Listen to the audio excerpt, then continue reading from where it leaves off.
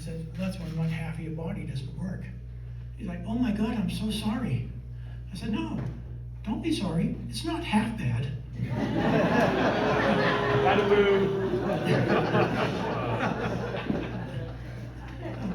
About 10 years ago, there was a massive hurricane that struck Puerto Rico. It was devastating. I felt that I must do something, so I joined the American Red Cross. It's a mostly volunteer organization. During my tenure, I was deployed 6 times. California, North and South Carolina, Oklahoma, Texas, and New Mexico. The Houston, Texas DRO, Disaster Relief Operation, was memorable. A massive flood had dislocated over 10,000 people.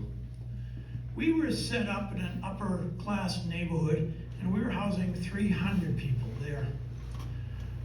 The evacuees, for some reason that we don't understand, treated the volunteers rather rudely. They'd throw things on the floor right in front of you. Every morning, the showers were smeared with feces. Rubber snakes were put on our hoods of the cars, which meant go home, you're not wanted. Violent threats were so severe, we needed police escorts to go to our car in the adjoining parking lot. Now cross over to New Mexico. My 2 weeks in New Mexico were the 2 most mentally challenging weeks of my life. When the Red Cross called me, it was as if they were trying to dissuade me. They said, this will be unlike any DRO you've been to. Typically, we have well over 100 volunteers at an event. Here, there were 6 of us to help thousands of Afghan refugees who were seeking asylum from the Taliban. They arrived by plane with just the clothes on their back. We took it from there. On the first day, I was delivering boxes of blankets to a trailer. 3 teenagers ran up to me, and they didn't speak any English. With simple sign language, they figured out where and how to stack the boxes. It was the first time any client had ever offered any help. After that, men would run up to me and say, take picture, wristband. You need help, call me. Wow, mind blown. When we got there, it was a weird sight. You had all these people buzzing about, creating a village in the middle of the desert. They had tents 20 feet high that would hold 500 cots, smaller tents for communications, healthcare, and even a school. Some of the refugees said that the setting was eerily familiar. Desertscape with mountains surrounding us in the distance. For me, it was surreal. You're in this village, there's very little Western, not many Caucasians, almost no English spoken. The signs were bilingual. I actually felt I was in Afghanistan at times. One day, there's a new plane load, and it was just men, and they were standing out in the blazing sun. It's over 100 degrees. More than half of them don't even have shoes. And they stand there without a single complaint. They're there to be vetted, and the line's moving tediously slow. At the front of the line's about 200 men waiting for the direction. Halfway down the line is a small boy with his dad. Their clothes are tattered. As I walked around, everybody watched me, for in their homeland they had to be hyper vigilant. I went into the trailer and I found this small teddy bear, and I stuffed him under my Red Cross vest. And then I had to walk past those 200 men again, and all this quiet talk erupted, and all eyes were on me. When I got to the little boy, I scooched down. I opened my vest just a little bit so he could see the head of the bear. And I went, grrr. His eyes went big, and I swear I saw the start of a smile. So I said, grrr again. He smiled. I pointed at the bear and then at him. He responded by pointing at the bear and then at himself. And And I nodded yes. He gently reached in and took the bear. He hugged it with both arms across his tiny little chest, tears of joy flowing down his face. I was a basket case. I had tears flowing down my face. I had to walk past those 200 men again. Now, these men had seen outrageous atrocities. There wasn't a dry eye amongst them. It's a moment I shall never forget. The Taliban had outlawed games. Playing chess was a punishable offense. So I went to Walmart and I bought out their supply of chess, checkers, and playing cards, and I grabbed a few frisbees. I went back to the village, and these boys had never seen a frisbee, and I was told they wouldn't know what to do with it. Well, it only took a few minutes, and they had a good game going. I went over to the medical tent, and I'm taking notes on a clipboard. Now remember, there's a whole lot of young men and boys there who have lost their father. I had about a dozen 8 to 12-year-olds surrounding me, literally. They all wanted to see my Red Cross badge.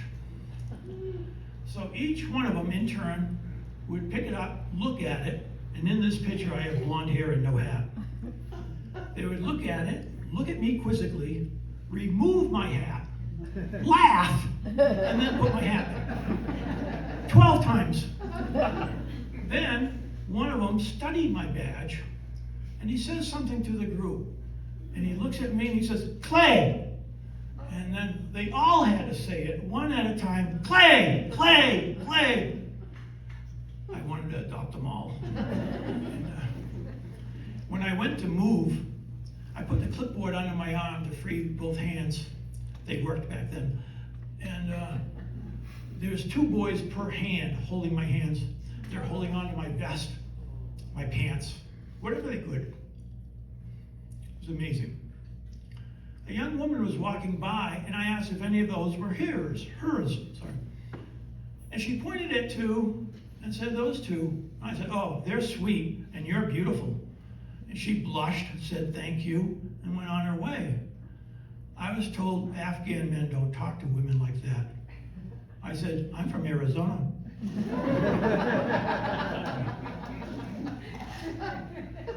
My interactions with the refugees didn't go unnoticed.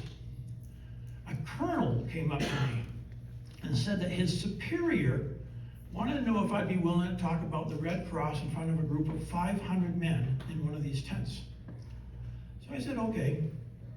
Now, opening that door, I was full of trepidation because I'm expecting to see Texas like 10 times over.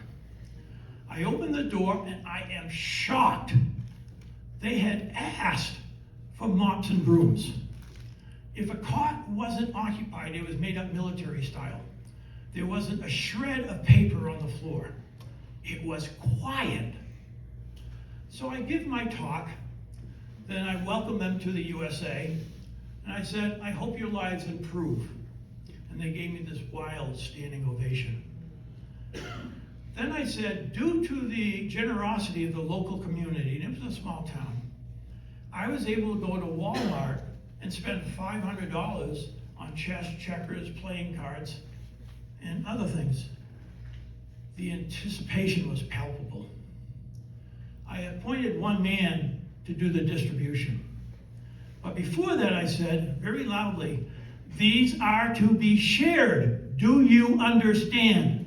And I got this wicked loud, "Yes!" After that, I went to the Air Force had set up this play field for the youngsters using artificial turf. And I had acquired a couple volleyball sets. And I had one opened up in front of me, and there's just a gazillion parts to this thing. And I had this folder, it was like 12 pages long, on how to put a volleyball set together. Well, the little kids came up and literally clambered all over me. One was on my back with his arms around my neck. They were holding on my arms, my legs, whatever. One was sitting right in front of me. I literally couldn't move. The kid in front of me, in front of the others, just starts flipping through the manual. And it had pictures kind of like IKEA. And then he says something to the group. And all at once, they jump off at me, grab a part, And they had that thing set up within minutes. It was amazing. Well, on my last day, I had to return some stuff to the American Red Cross warehouse. As I was approaching it, an airman came up to me and said, they have a special medal in the Air Force that is passed from airman to airman for going above and beyond the call of duty. They're not for civilians. He said that the group of airmen that I'd been working with for 2 weeks had met the previous night and wanted me to have one of these medals. I was honored. I felt I'm just doing my job. But these kids, men and women who had to deal with the Taliban on a daily basis, they deserve a medal. So when I went to leave, I stopped at the gate, and these guys have a tough job. They're in this tiny little brick building with no AC. They work long hours. The building's in the sun, and all the people coming in are very impatient. So I handed over the rest of my bottled water and snacks, and then I thanked them for their hospitality and their professionalism. And then I took a right-hand turn and left the best 2 weeks of my life behind me. Thank you.